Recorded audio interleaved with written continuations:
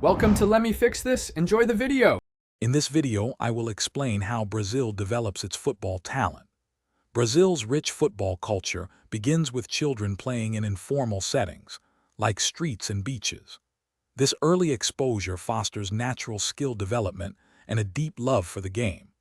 Scouts from professional clubs actively seek out promising young players, often starting their recruitment process when children are just 6 or 7 years old, nurturing their potential from a very young age. Once identified, young talents enter structured youth academies.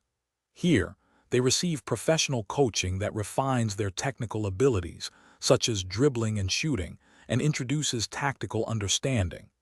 Training also emphasizes physical fitness, building strength and endurance, alongside mental toughness.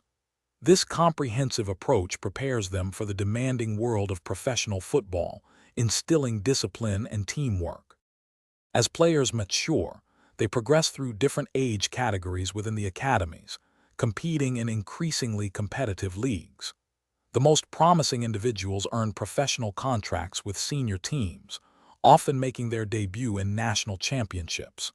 A significant number of these talented players then move to major European leagues, seeking higher competition and greater financial rewards, further showcasing Brazil's footballing prowess.